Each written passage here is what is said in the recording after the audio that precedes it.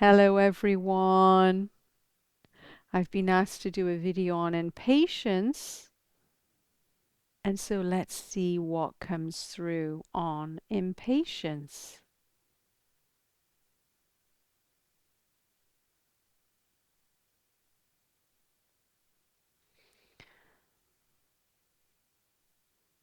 Sometimes we can get in these flight responses where we think we need to do something quickly, and if we don't do something quickly, then it's not going to be okay. Or we're trying to avoid emotions that come up when we don't know, when we're in a limbo state or when we're pausing. And so there can be an avoidance of a feeling, and there can be a flight response. And they can sometimes coalesce, and we can get into these really impatient states, and it can lead to a lot of thoughts about doing certain things and pushing other people to do things. We can start micromanaging other people. We can start overworking. We can start just making a decision because we don't like the state of indecision, and then it's, you know, not really being thought through properly, and we have to revisit it, and it ends up taking longer to sort out. And so, like any emotion that we don't want, that we want to escape from, it can cause us to not see clearly and play a long-term game. And we need to play a long-term game. There's real benefits to not rushing and to playing a longer term game. It's kind of like the hare and the tortoise wins in the end. And sometimes we're getting given information, we're getting drip fed information because it would overwhelm us if we were given it all at the same time. And the universe is very gentle with us. It kind of will scan how tired we are, um, what we need to do, and it will give us little insights and directions and next steps. And the universe is compassionate and intelligent, and sometimes it's in the middle of a very intricate process of waking us up and putting us on paths. And it's drip feeding insights, it's drip feeding situations, there's a drip feeding that goes on, and then the personality wants everything done yesterday and just forgets what the universe has, which is a plan for each and every one of us, and just wants to push on through and jump and do something that actually our intuition has not told us we should actually do. And the universe has a plan for each and every one of us. The universe is always feeding us information. It's introducing us to people. It's introducing us to themes, to concepts, to metaphorical things. There's different ways it communicates. It's non-verbal, it's verbal, it's dreams, it's pets. It's just everything. It's communicating in everything. And so if we just relax and we can find time to have some stillness in our life, and we can have stillness in activity when we stop pushing and we stop being impatient, then we might start to sense, oh, I know what I need to do next. And there might be an enthusiasm that comes up in the system, or some energy that wasn't there that pops up, or a thought or a creative solution. Somebody might show up. You might watch a film that has a theme in it that you connect with. There's millions of ways that the universe is going to show us things. And if we're impatient, we don't see them. They're there right in front of us. And we're like, I don't see the hand. I don't know what to do. I just want to run, run, run, run, run forward. And so we can connect to that stillness. We can relax. And if we have an effortless meditation technique, when we're feeling impatient, we can do that and it will reset us because we're kind of making a decision to ground and to carve out a space where we don't have to make a decision, we don't have to do anything. The only thing we do spontaneous is breathing, and if the mind wanders, it wanders, and whatever happens. I mean, the minute you sit to meditate, there's nothing to do. And when we carve out time to do nothing, that's a great way to interrupt impatience because I mean, I suppose we could be impatient with our thoughts, but we can just witness that and just forget about it while we're doing our meditation. And then some of that stillness that we connect to, some of that ease that we connect to, some of the non-pushing that we connect to in the meditation will transfer and seep into our daily life after the meditation.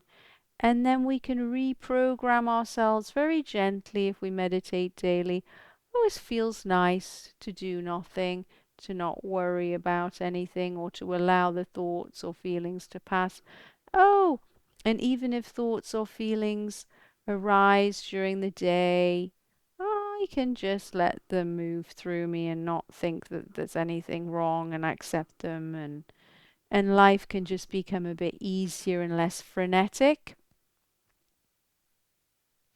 And sometimes when we're waking up, there can be huge stresses that are exiting the system, and we can become very frenetic and very dysregulated. But it doesn't last, it tends to reset. If we're taking care of ourselves, if we're going to bed on time, if we're eating carefully, if we're not too caffeinated and buzzed out, if we're gentle and kind with ourselves, then we can be gentle and kind with other people. And then life will get easier and we will become patient.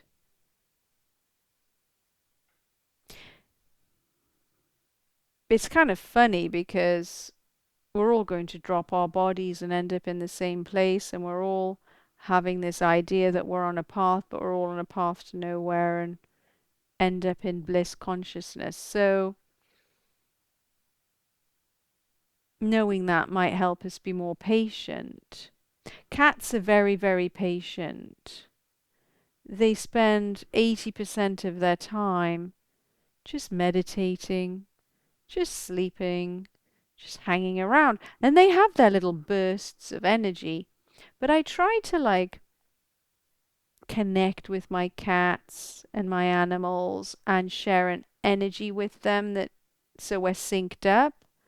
And that's really, really helpful for me because I can just lie around with my cats. And if there's like an impulse to Aruna, go do, do, do, the cats are like, but what about me? Can't we just eye stare for longer? And my heart space opens, and then that voice that's pushing me fades, and then I stay longer. And having my pets and having to be responsible for them and carve out a lot of time where it's not about me helps with my impatience because I have a lot of things I could be doing and I will never get to do them in a million lifetimes. And so the love for the beings interrupts my go, go, go. And so patience can arise. So if you have something other than yourself that you love, it's kind of an interesting way of cultivating patience because even though you have things that you want to do, you're patiently parking those things that that human personality wants to do to spend time with your children, to spend time with your animals or with your partner. And so love for other beings, love for things that are other than yourself is a way to be patient, an indirect, an interesting way to cultivate patience. Although these little ones sometimes are very impatient in the morning when they want their food. It's crazy. It's like a madhouse.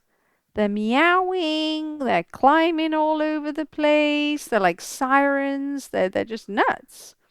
And I'm patient. I'm like, calm down. Don't join the frenetic energy that they have. Otherwise, it's just going to be too much.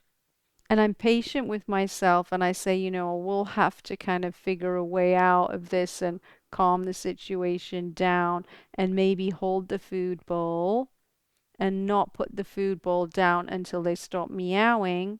So there's not sirens of meows every morning and afternoon when they're getting fed. But I'm patient with myself because I haven't done that yet. I haven't figured out why I haven't done that yet either, because it's so simple to just stand there and wait and then put the bowl down. But I don't do that. Or I haven't done that yet. I just put the bowl down. And it's like meow, meow, meow, meow, meow. It's like a meow orchestra. And even though I have the thought, oh, Aruna, you've got to just wait and then wait until they've stopped meowing and then put the bowl down, then they'll learn, okay, I'm not going to get fed until I stop and I'm quiet. Even though I keep saying to that to myself every day, Aruna, do that, and I don't, I'm patient with myself. And so I want to encourage you because we all have these things that we tell ourselves that we need to do, or we could do those things and it would make our life easier, but yet we don't do them. And we can get really impatient with ourselves. I can think of a lot of things that I know I could do and have thought I could do to make my life easier that I haven't quite managed to do yet. And it's okay. As long as we're moving in the right direction eventually and making the little changes. Because sometimes there can be so much pressure to do everything at once. And when I have clients and they say, I want to give up this, I want to do that, I say, okay, let's make a list of things that you want to change. And let's not try and change them all at once because that will lead to overwhelm. It's, you're not being patient with yourself if you try and just rip off the band-aid. Let's just choose the thing that you think you could do the most easiest. Let's start with that. And when you've done that one thing, then we move on to the next. And then when you've done that thing, then we move on to the next. And you build your confidence and you don't overwhelm yourself and you're gentle and patient with yourself. And that's really important. And we can be gentle and patient with other people. When we're gentle and patient with ourselves, everything starts with the self. Anything we do to ourselves, we do to someone else. Any way we're treating ourselves, we can transfer that to somebody else. So as soon as we're kinder to ourselves, we're kinder to other people. And we can let them off the hook. And so I'm going to be really gentle and kind with myself, and I'm going to go and have a nap because I'm exhausted. So I hope everybody can take it easy and be patient and gentle and kind with themselves. Jacob.